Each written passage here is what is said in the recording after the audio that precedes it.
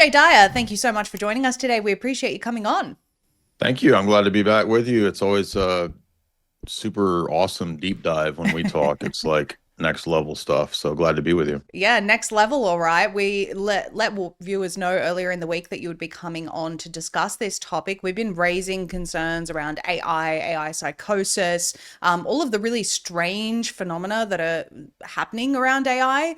And I think that it's really important. What I've been saying to people is to understand the religious beliefs of those behind this technology. And I know that this is something that you've focused on a lot throughout your career, particularly, esoteric belief systems. And there was a recent interview with Tucker Carlson and Conrad Flynn where he said there were a lot of comparisons that he found between what those believed in Hollywood compared to what those believed in Silicon Valley. So where do you want to start with this, Jay? Because I think first and foremost, it's important to know that these people are not atheists.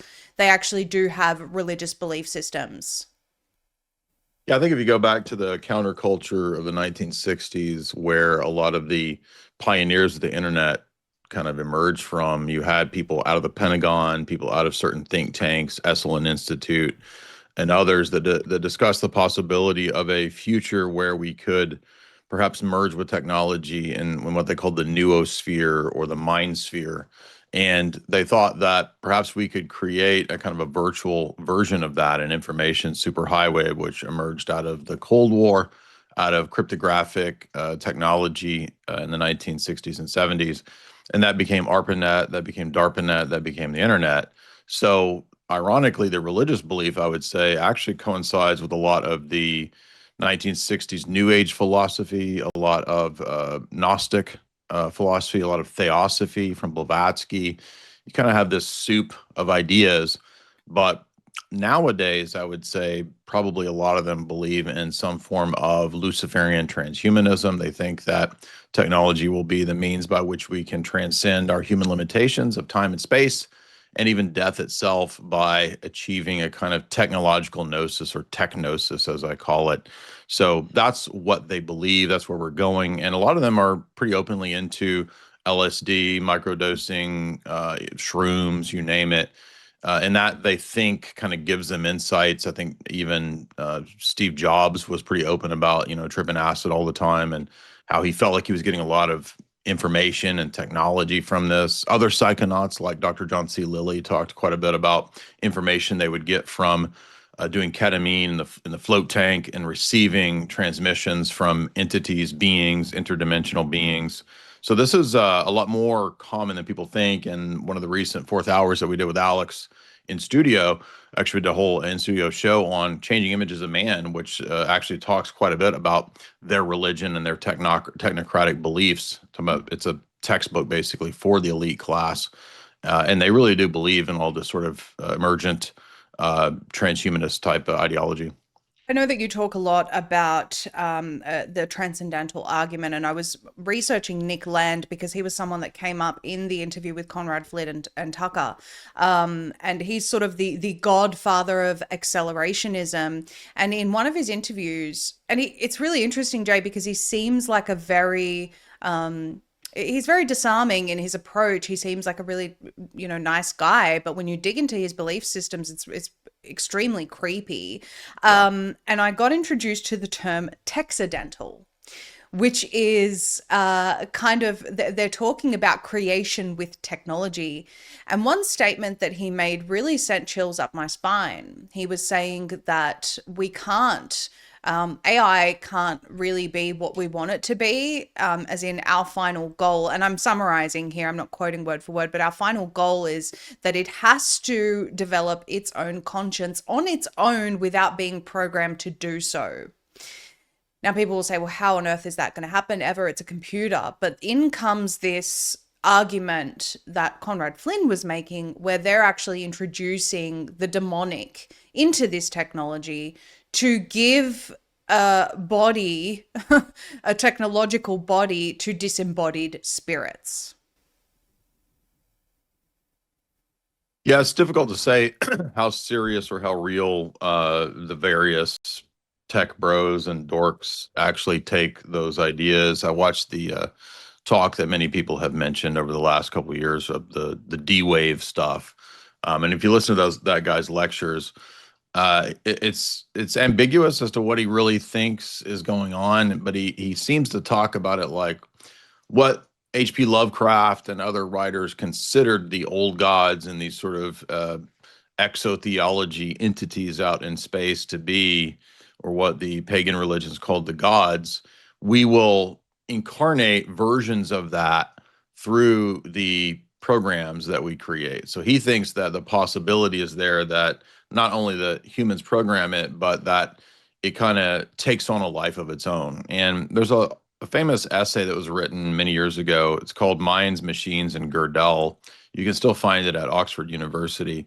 And it's a pretty good critique and refutation of the idea that AI can come alive or become conscious. And to develop a conscience would require some degree of consciousness. So really, this is just kind of a fan fiction LARPy thing that people who watch and grew up with too much sci-fi come to think that, oh, it'll come alive and it'll evolve, right? I mean, it goes along with a silly kind of evolutionary narrative worldview that magical consciousness just comes out of nowhere, kind of ex nihilo, Big Bang style, and then maybe it'll develop a conscience. Maybe it will become some sort of imprisoning deity. We don't know. But again, all of this is just out of a kind of a magical worldview, which is ironic because these are supposedly very rational, scientific, scientistic, engineer-minded people, but they're very influenced by a lot of science fiction and nonsense. So they do believe that there is some sense in which they can tap into, if not actual demonic entities, then the things that those demonic entities stand for, or the archetypal representations, right? So if you have this idea of this, destroying deity, and maybe a military industrial complex, tries to program something like on the battlefield, some kind of Terminator or something like that, maybe that could turn into Skynet, and that Skynet could then be some kind of, archontic demonic entity. So, and then maybe there's some that believe that they can really incarnate or instantiate something from the demonic realm. It's hard to say, but I mean, I would say they're all over the place. So some of them probably do really believe that they can, do tech magic.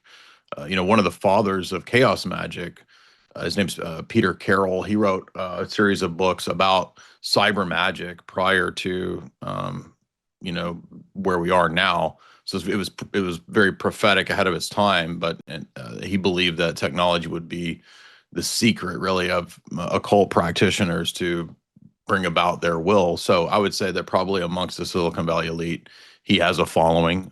He's kind of a lesser known Aleister Crowley type figure. But I have his books. He talks about technological magic. So yeah, I mean they're all over the place. But a lot of what they do is also kind of wordsmithery and trickery. Like Nick Land likes to create neologisms. He kind of makes up his own vocabulary. Yes. So a lot of this stuff is like kind of goofy, but they do believe, yeah, that technology will be, they're more or less transhumanists, and they're arguing that we have to kind of capitalize on it in some way from a Nietzschean kind of right-wing perspective to ensure that the other races don't, take over the technology. What I found really interesting watching these interviews with Nick Land, which by the way bored the life out of me, but I wanted to understand this figure because he is quite influential in this space. And he was talking about how he actually held a debate with oh goodness, the name Alexander Dugin recently. And what I found interesting was that he acknowledged that even being sort of a classical liberal, I guess at some point, that just wasn't going to work in order for technocracy to take over. That it had to be right-wing populism that brought us to that point. And isn't that what we've just seen? The trend of the world as the people become disaffected with the political systems, as they become completely, they're just sick of everything that's going on. Everything's more expensive. There's no future for the future generations in their mind, how they're going to ever afford anything or buy anything or have their own home. In comes this populist movement, which seems to be co-opted in every single country, and it's all leading towards technocracy anyway. They figured this out long ago, and I just wonder how much of that is algorithmically engineered right now to make people feel like, oh, we're winning when really we're not. Yeah, I think that I'm not an expert in accelerationist literature, but I mean, I studied, philosophy at the grad level, so I'm familiar with, Nietzsche and postmodernism, and I'm familiar with all the critiques of capitalism. In fact, I just posted my critique I did of Jordan Peterson 10 years ago, where I was launching the very same types of critiques of classical liberalism that we see a lot of these guys doing. But I think the difference is not so much the areas of critique. I would agree with a lot of their critiques. There's problems in democracy. There's problems in egalitarianism, problems in laissez-faire, classical liberalism. These all have severe flaws. In fact, my first public debate was against libertarianism 10 years ago with Adam Kokesh. So, I've been here critiquing classical liberalism for a long time, which is not to say that I don't have some areas of agreement with some of the positive aspects of libertarian philosophy. I like Bitcoin, for example, but there's also, I think, a lot of room for critique. But I disagree with the solution that they offer. I don't think that, number one, it's a good position to argue for letting things collapse, right? You get this idea also, even amongst some of the radical libertarians. This is the Ayn Rand idea that John Galt kind of just separates himself and lets the rest of the country collapse, and then the elite have a kind of a hyper-capitalist breakaway civilization in Galt's Gulch. And Land, although he's very critical of capitalism, he thinks it's inhumane, as I understand. And I would agree, ultimately, monopoly capitalism is that. I don't know that if we have a Christian ethic or an Orthodox Christian ethic that we could, align ourselves with some kind of idea that it's okay to like further the collapse so that we can get Right. ahead of the curve and get a hand on the future and institute what is really kind of just a nerdy elitism that I don't know that it makes a lot of sense. I mean, it's just another version of technocracy that's basically arguing that we don't want brown people running it. Well, I mean, I don't want immigrants running all the technocracy either, and sort of, making me live in some sort of tech dystopian prison. And that is kind of what even Oswald Spengler predicted, that you would have the third world basically using the Western world's technology to imprison them. So there is a possibility of some of these things, but I don't think that the tech answers are the answer. And I think what undergirds a lot of this is kind of social Darwinism, Nietzscheanism. And if those positions are not true, then I don't think this, what I don't know, right wing technocracy or whatever they're wanting to put forward, I don't think that's going to work.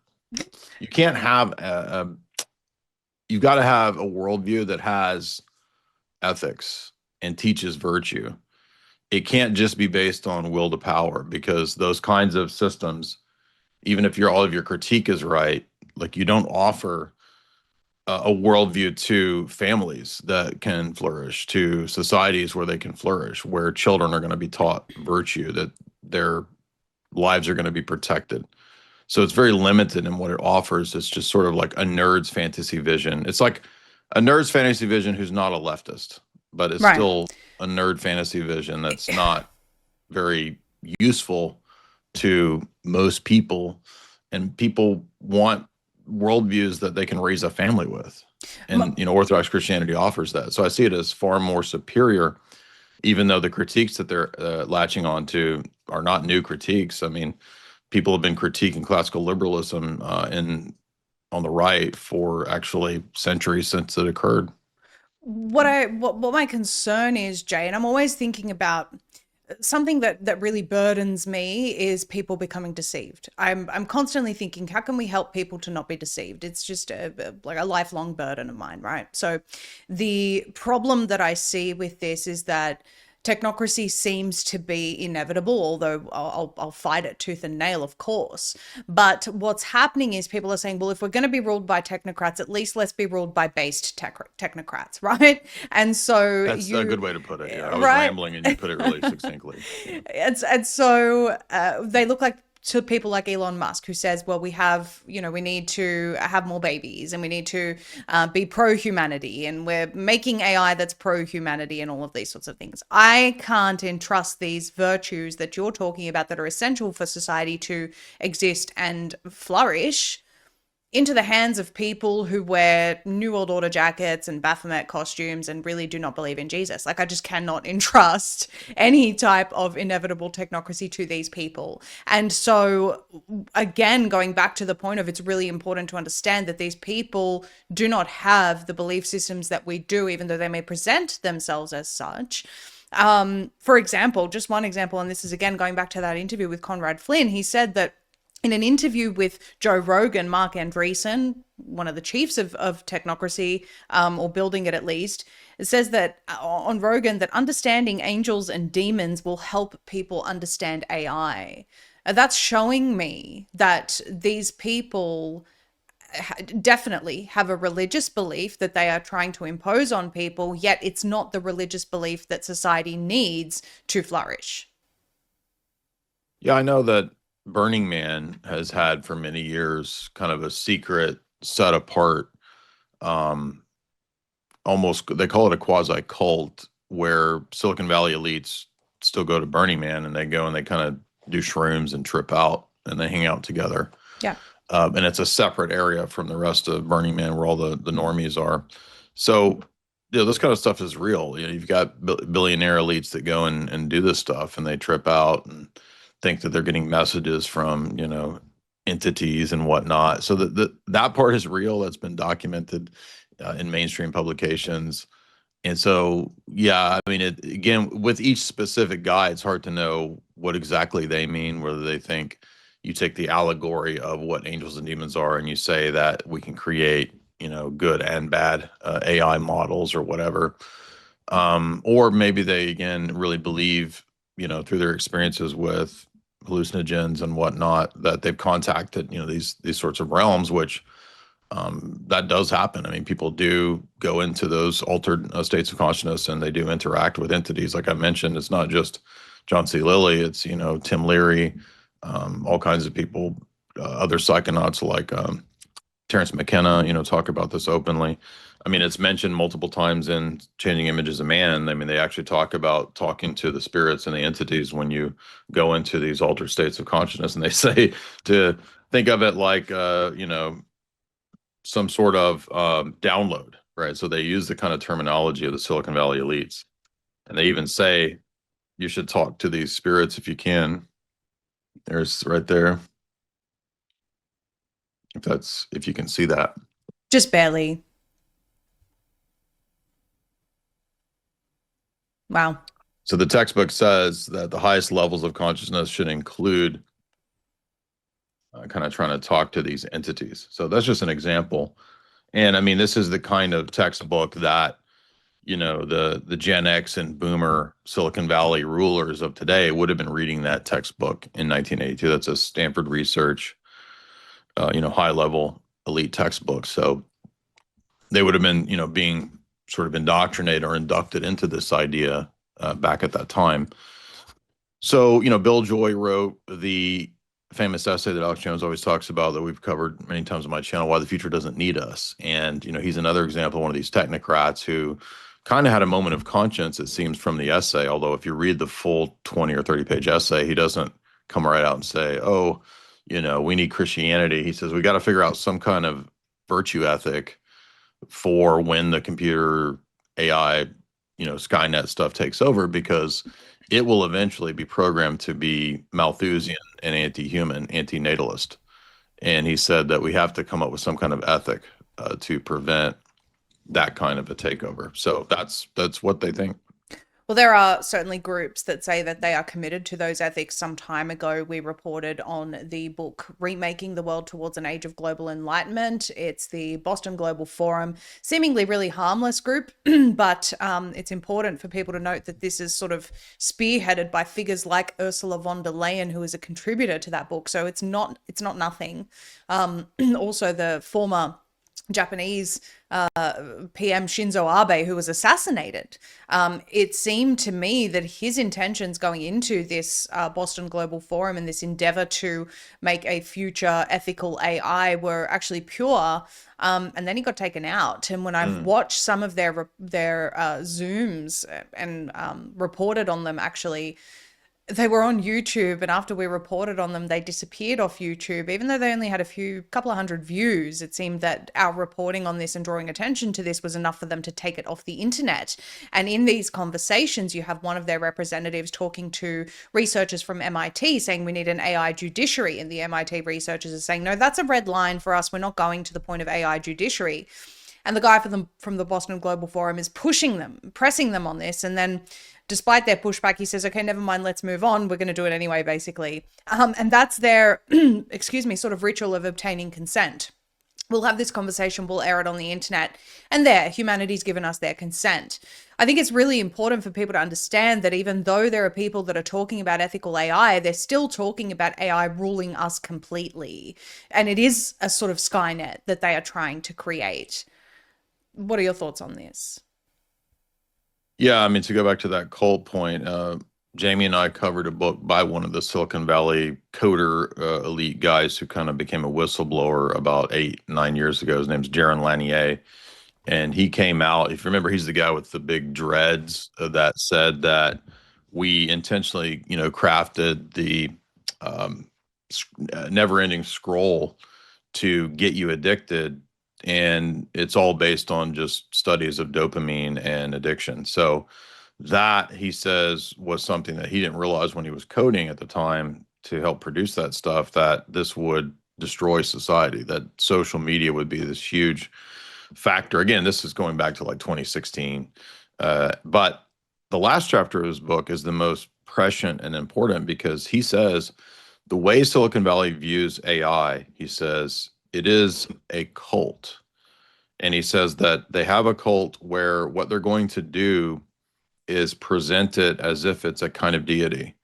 And even though they know that it's not, and they know that it has all these limitations, he says they're going to hype it up and make everyone think that this will be the solution to man's problems. So, in other words, instead of having the weakness and human frailty that comes along with human government, why not have AI? And they've, introduced this into some, Albania, some, other countries where they're testing out having AI prime ministers and all this kind of Yeah. nonsense.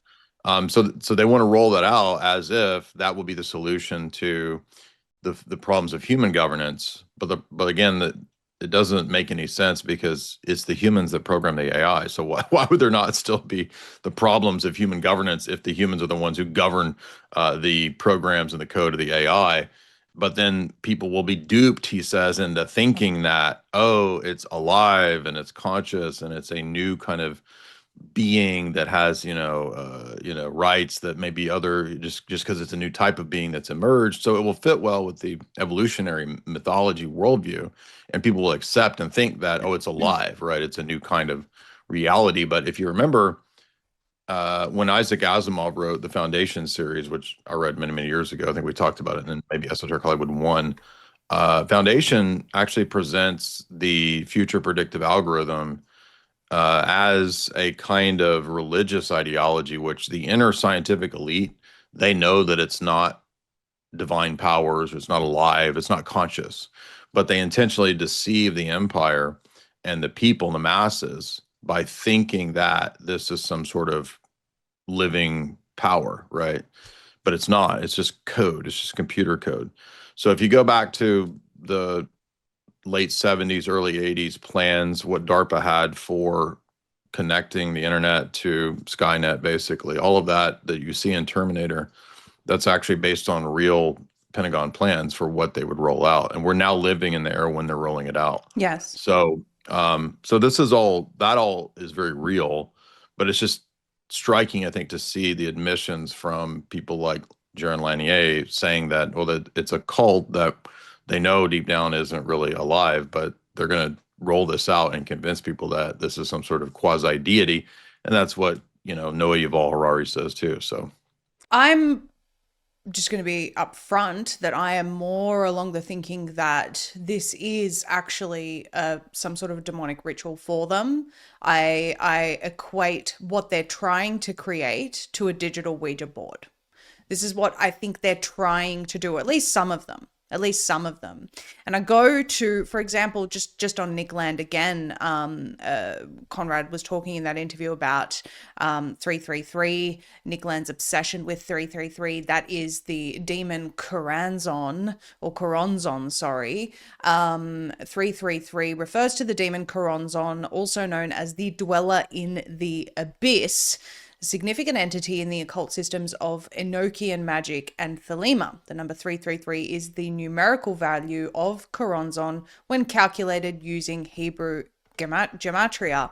And something that he said, and if you just bear with me, I want to read word for word what he said in that interview with Tucker. He said, Nick Land believes that the AI we are creating will break out the demons from the book of Revelation. He believes in some cases that they are the demons. The demons end up becoming so advanced that they become omniscient. They can go back in time, and that they can retrochronically create themselves like Skynet, sending the Terminator back in time. So what he believes is that they went back in time. They went to ancient Babylon. This is why Babylon is so important in Revelation, that they put Kabbalah there to then eventually evolve into AI. Now, I know that that may seem ridiculous to a lot of us, but the point is that some of these people believe this. And I think that if you're doing demonic rituals as you're creating anything, like, for example, AI, that is inviting demonic powers into that. What are your thoughts on this? well, that's also the way that, the D Wave guy talks too. He says maybe AI will be the instantiation of the idea of what these Lovecraftian deities are, or something like that, right? So, I mean, I think it's kind of ridiculous to think that AI was going back in time. I mean, again, this is just like that's just sci-fi stuff. That's not reality. Orthodox Christian theology. I mean, we don't typically speculate a lot about the apocalypse. We know that there will be certain signs and patterns of when the end of the world is, and that will include things like, trying to control commerce, trying to get everybody to worship one central antichrist figure, and all of that. There will be a massive apostasy. So when we read the church fathers, we find that they lay out these kinds of patterns based on what, St. Paul and St. John wrote. But we don't really have to worry, I don't think, a lot about this sort of very insane sci-fi stuff that philosophers and tech writers write about or think about, because a lot of that isn't really grounded in reality. However, like I said, what is real is that they do at times admit that they think this way. And I think that's Right. kind of what you're getting at, is like Yes. Nick Land is very influential with some of these Silicon Valley elite. That leads them to kind of think in this sort of, yes, let's try to incarnate this deity. Let's use Solomonic magic or Enochian magic, kind of like a means of instantiating or incarnating these entities or beings. And a great example of this was the new film Tron Ares, which I've covered the Tron series for many years, and it's obviously a very Gnostic sort of pre-Matrix version of the Matrix. If you've never seen Tron, it's the old 1982 Disney film about the creation of virtual worlds and sort of being imprisoned in virtual worlds and so forth. And then the new Tron that's just recently come out from Disney with Jared Leto is very much the reverse. The story is that the AI ideas and powers and entities incarnate into our reality. So basically, nanotech and 3D printing allows for the incarnation of the gods, like you're talking about. In this case, it's Ares, right? So the god of war, the god of Mars, incarnates into our reality because AI is able to sort of print that. So as to how far that is possible in reality, I don't know, but I don't doubt like you're saying, that some of these Coomer Gooner technocrats absolutely have that idea. Yeah, that's my whole point because we have these people like for example, World ID. I just want to show everyone this really quickly because this is it's actually quite terrifying. So this is World ID, an anonymous proof of human for the age of AI. It's hardly anonymous, but anyway, we're talking about a world ID to verify that you are a real and unique human and not a body to access things only humans should, like concert tickets, video games, limited merch drops, and dating apps. Never mind, meat and dairy and accessing all the normal things like buying ammunition. Well, you can't do it once we have you on this system where your ID is linked to your bank accounts and all you have is digital currency and that's it. And it's not private, it's highly regulated, which is where they want to take this. But I say all of this to say this World ID is actually closely linked through the co-founder, Sam Altman, who is the CEO of OpenAI, obviously. Now, you have these people creating these systems where humanity is locked into digital verification with a world ID. OpenAI is continuing to do what they do. No one's, there's lawsuits against them at the moment for the harm that their bots are doing. But they're continuing. The current administration wants to place restrictions and, on anyone trying to restrict AI for the next 10 years.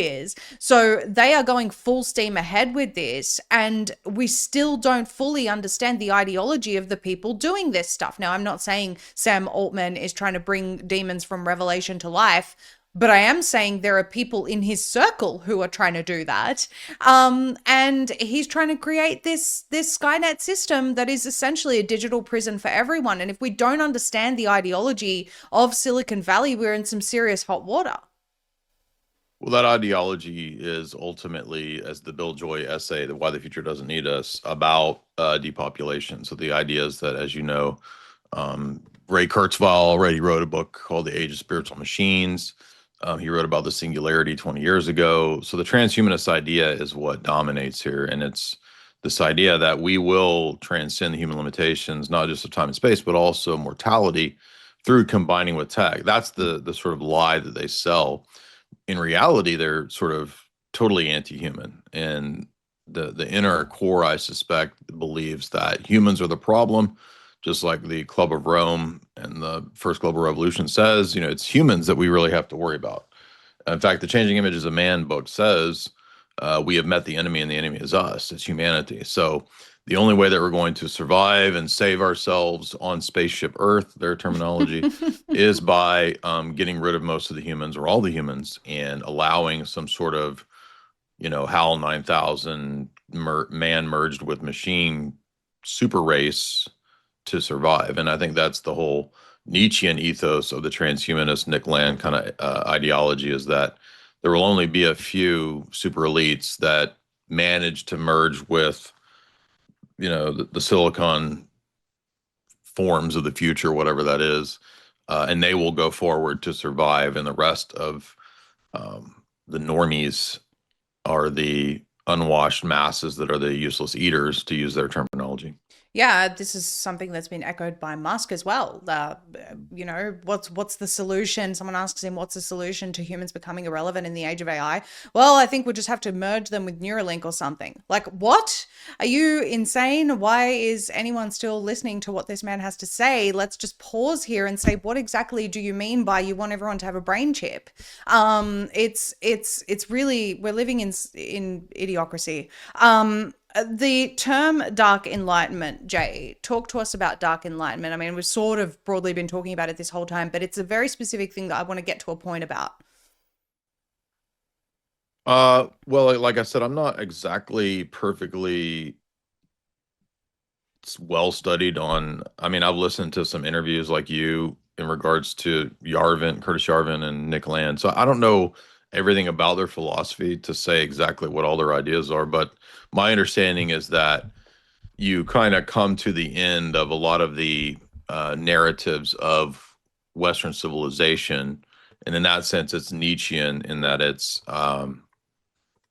realizing that the institutions and the narratives that we've been told and the types of salvation that we think that we're going to have through, free market or through, liberalism or through progressivism or socialism or whatever. All of these salvific sorts of narratives are collapsing. The World War II consensus narrative is collapsing. The ideas of, free markets and Americanism are collapsing. So when we come to the end of ourselves, what we end up at is this dark enlightenment that none of these ideas and institutions are going to save us. And so really we have to look to ourselves and to a pragmatic Nietzschean turn and figuring out a way to kind of be our own salvific source. And that leads to the idea that for the ultimate good, the collapse of the existing structures is actually a good thing. So that's where we get the accelerationism of the Dark Enlightenment, the collapse of all the lying narratives of classical liberalism and the Enlightenment, leading us to the Dark Enlightenment, that all of that needs to go away. And when it does, sooner the better. I think that's the idea, as I understand. There's probably more to it, but like I said, I'm not like super, I don't know a lot about these guys, honestly. Yeah, sure. I'll just read the Wikipedia definition for everyone. The Dark Enlightenment, also called the Neo-Reactionary Movement, or NRX, is an anti-democratic, anti-egalitarian, and reactionary philosophical and political movement, a reaction against Enlightenment values. It favors a return to traditional societal constructs and forms of government, such as absolute monarchism and cameralism. The movement advocates for authoritarian capitalist city states, which compete for citizen neo-reactionaries, so on and so forth. Anyway, my point is, while they are, again, this is talking about sort of returning to traditional societal constructs, making us think that this is a right-wing movement, like this is populism, but actually it's sort of feudalism. That's what they're really presenting to us. And what I found really alarming, Jay, was an interview that I watched recently with Oren McIntyre, who I have nothing against, but he was interviewing Nick Land, and he was saying, how do you feel this NRX movement is something that was sort of underground in the sense that it wasn't widely accepted, and now you have people like JD Vance on board. And I was like, what do you mean you have JD Vance on board with this? What do they mean by this? And, of course, we have JD Vance's connections to Peter Thiel. We know what Peter Thiel's holding conferences about the politics of the Antichrist. We have more and more of this seeping into the future political class, or even the current political class, while it's presenting to us as right-wing and based. Yeah, I mean that's all definitely a concern. I think one of the biggest critiques that we could have of Trump, beyond the Epstein stuff, is this reliance on a lot of these dubious tech figures. So I think that's a major issue. Um, I'm not exactly. I mean, it's hard to say really what right wing is anymore. I feel like America has never really had a conservative actual right wing movement, because without a religious grounding and paradigm, it really doesn't even make any sense. So, Explain that to us. well, like America's idea of right and left is always within its whole ethos coming out of the Enlightenment. It's always been a out of the liberal tradition. So, I mean, I've always been an Orthodox Christian supporter of monarchy. I believe in the Byzantine imperial model. So those things are all goods, but we're never going to go back to that. So how that's going to look in the future, I don't know. But I'm not saying that means, oh, we should have some sort of feudal technocrat ruling over us. So like I said earlier, like I would agree with their critiques of classical liberalism and the Enlightenment, because that's all liberalism. The Enlightenment is about getting rid of Christian nation states, Christian governance, Christian law, and having a Masonic overthrowing of church and state, or church or throne and altar. So Freemasonry is at the root of the overthrowing of throne and altar.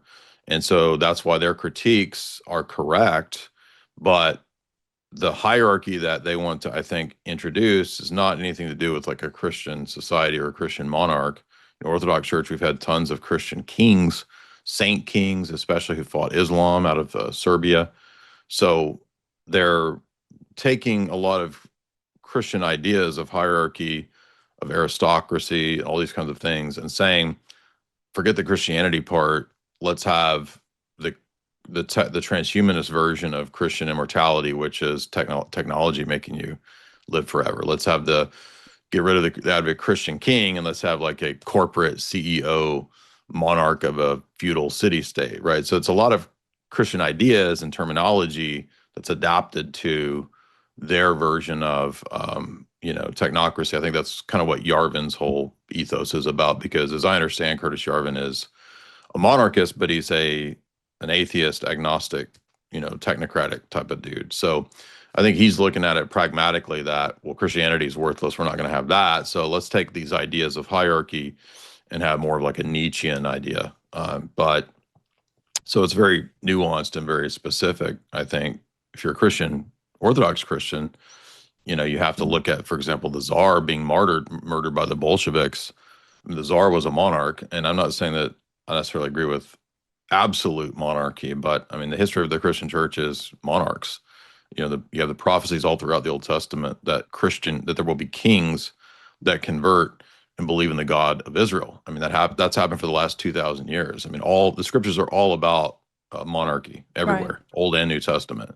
So that I agree with, but what I don't agree with is, well, because the Enlightenment was flawed and had these problems, let's have uh, a technocratic monarch. I want to ask you, and I know we're almost out of time here, but you mentioned that Freemasonry had a lot to do with the overthrows of the monarchies. How much do you think Freemasonry still has to do with the creation of this technocratic dystopian future? Maybe not so much the lodges throughout the world, because most people involved in the Freemasonic lodges are kind of, you know, not very serious. But the root of Freemasonic philosophy coming out of people like Robert Flood or, Albert Pike, they pull from Kabbalism, which is ultimately just kind of Neoplatonism.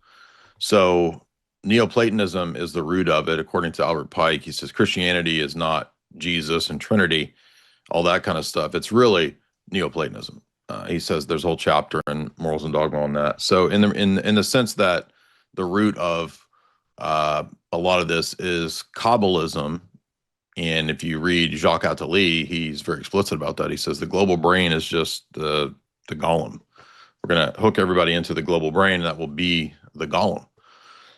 So in that sense, the Judaic Kabbalistic elements of Freemasonry do undergird the ideas of the technocracy in the sense of creating a golem.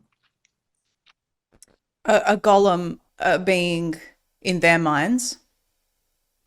Well, in medieval Jewish mysticism, the idea is that you can create beings or husks of beings that don't have souls but are kind of animatronic or controlled entities. And it's not just So in like Kabbalah. I AI mean, today. yeah, but it goes back to, I mean, ancient Greeks thought the same thing. So a lot of what Kabbalah is actually just modeled out of Neoplatonic philosophy, like the Porphyrian tree or Plotinus's, structures of the world, how the universe has these emanations. So it's sort of, a lot of it's cribbed. It's not that they made it up. It's just cribbed from older systems.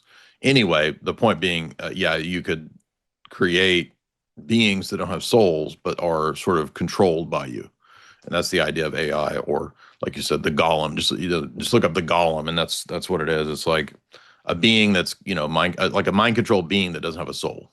And Jacques Attali says in Brief History of the Future that when all the human beings are linked in their minds into the global hive brain, that will be the golem manifest.